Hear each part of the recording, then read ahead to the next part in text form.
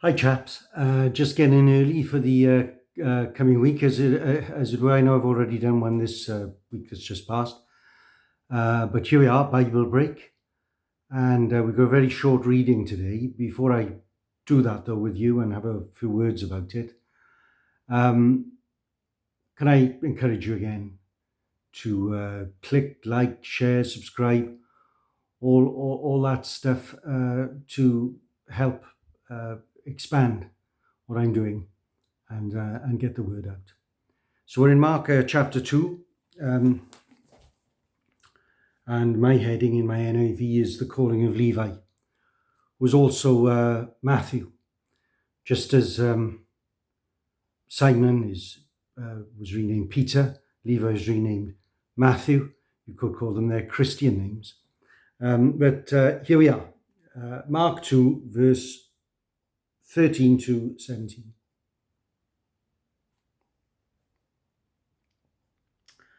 Once again, Jesus went out beside the lake.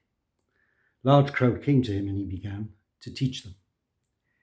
As he walked along, he saw Levi, son of Alphaeus, sitting at the tax collector's booth. "Follow me," Jesus told him, and Levi got up and followed him. We are recording, aren't we? Yeah. Sorry, I was just looking at my phone. While Jesus was having dinner at Levi's house, many tax collectors and sinners were eating with him and his disciples, for there were many who followed him. When the teachers of the law, who were Pharisees, saw him eating with the sinners and tax collectors, they asked his disciples, "Why does he eat with tax collectors and sinners?" On hearing this, Jesus said to them, "It's not the healthy who need a doctor, but the sick. I have not come to call the righteous, but sinners." Okay, so we're coming up against something here which I've yet to talk about, which is the background, or a part of the background of everything, a big part of the background of everything that's going on, which is that in any country, well, that country supposedly belongs to the people who live in it.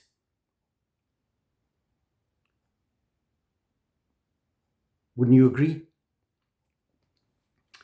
And so normally, the Promised Land and the Israelites, or Jewish people who are now in the Promised Land, normally you would say that that country belonged to them, for them to manage their affairs.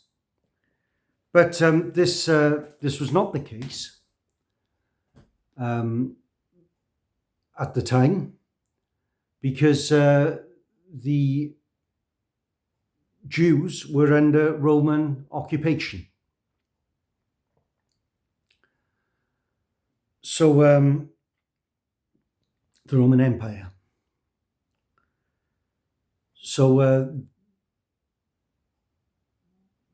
their life and their way of life was affected, of course, by that. They had to live with that reality of being governed by an occupying power. And it's in this context that we have to appreciate this call of Levi, or Matthew as he became. Because we saw earlier how Jesus touched and healed a leper, and how lepers were unclean and on the margins of society. Well, so were Roman tax collectors. Matthew himself would have been a Jew, but that's what the Romans did. They took from the people who they effectively employed to collect taxes from the people to be paid into their coffers for their use and their benefit. And so you get the gist of it. Matthew was actually a filthy collaborator, right? Somebody who was considered amongst the lowest of the low and untouchable, like a leper, pretty much. Somebody who you didn't mix with, somebody you didn't associate with, effectively a collaborator, a traitor to his own people. He was despised.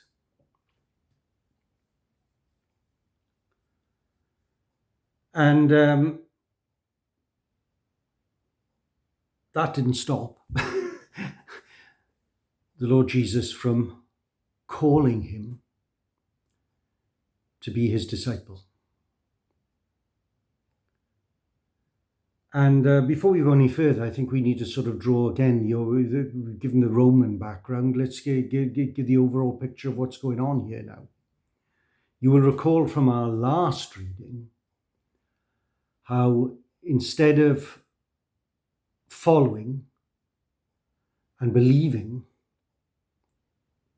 or at least thinking about the evidence before their own eyes, we see how those who were the Jewish leaders, the scribes, teachers of the law, they basically have started to set themselves up against Jesus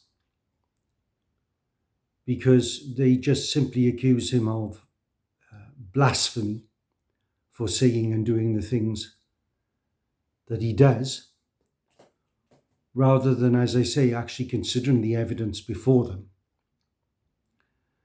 This kind of suits them because obviously they will not be wanting their own privileged position in society to be compromised in any way, shape, or form.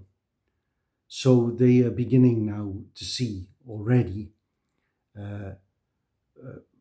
who Jesus is, what he is doing, as a threat to themselves and their own position. And as if that wasn't bad enough from their point of view, to add insult to injury, Jesus is now, it appears, freely associating with some of the worst people in society, people who are on the margins of normal society. And he seems to prefer them and their company. Because like I say, when Jesus looks upon a Matthew collecting taxes for the hated Romans, he doesn't see a filthy collaborator, he sees a man. And I don't know whether Jesus could see into Matthew's heart, and I don't know whether Matthew himself felt his own misery or was concerned about his ostracization from normal society. What I do know, because I'm not going to, like I say, I'm not going to say anything that is not there in the Bible, but what I do know, and that is there in the Bible, is that without question, just like the four fishermen before, Matthew joins these other uninstructed fellows, as it were. He gets up and he follows Jesus. Drops everything he's doing and gets up and follows Jesus.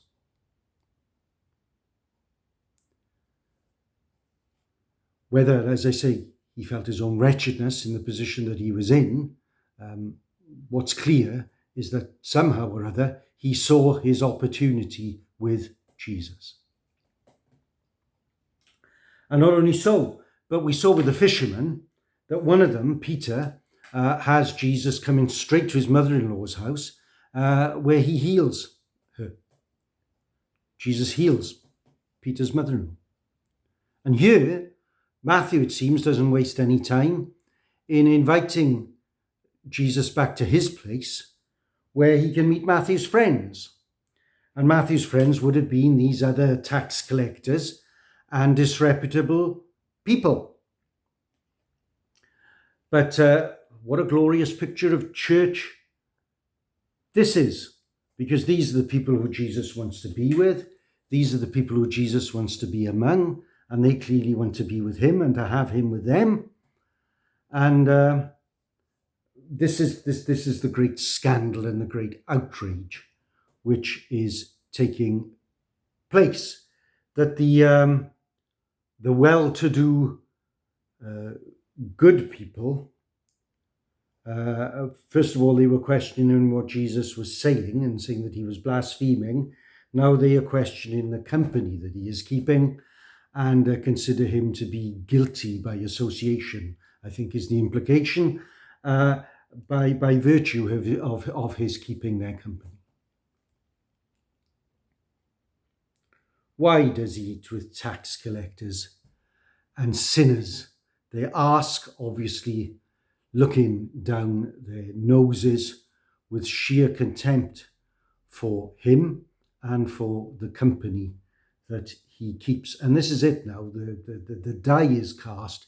They will not cease to denigrate Jesus, what he says, what he does, and the company he keeps from here right on in. It is clear that there is a real conflict which is gearing up, which Jesus himself has not actively sought, but which is bound to come his way by virtue of him just being authentically who he is and saying and doing authentically what he does.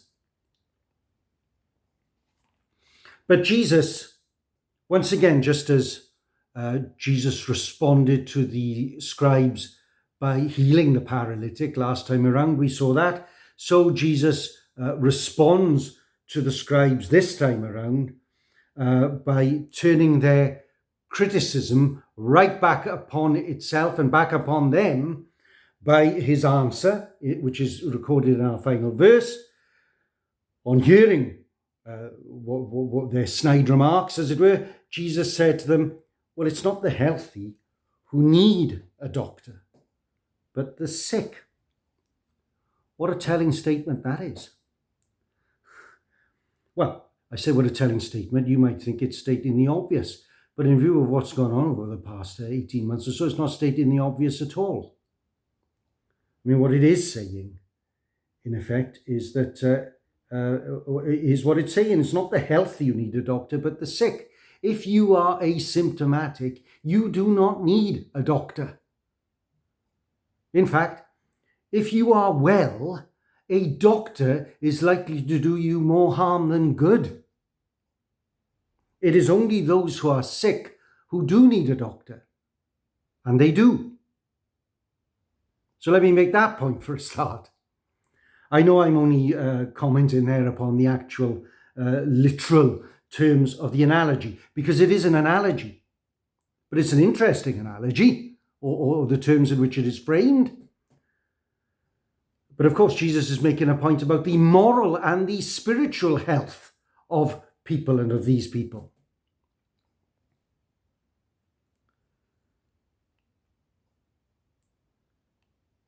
Jesus prefers the company of those who feel, who know that they need him and that they want him to be with them. And Jesus equally breaks all the taboos surrounding them, because it's not a question of who or what they are, it's just a question of how they respond to him.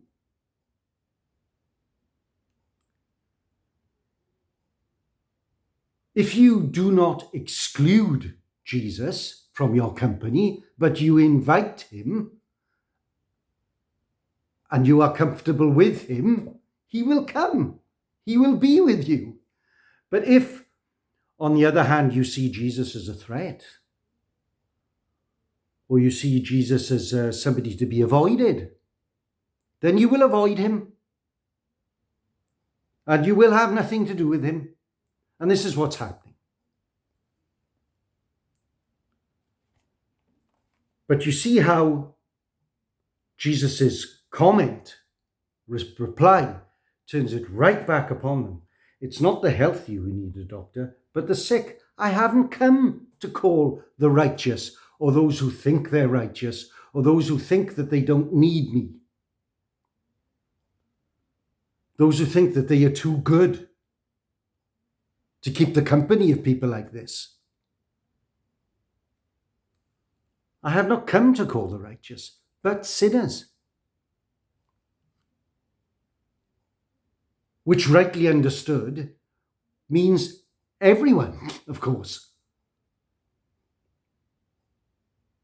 Except for those who don't see it. Except for those who don't recognize who Jesus is and who don't hear the call. So I'll leave it at that. 15 minutes are up, and see you next time around.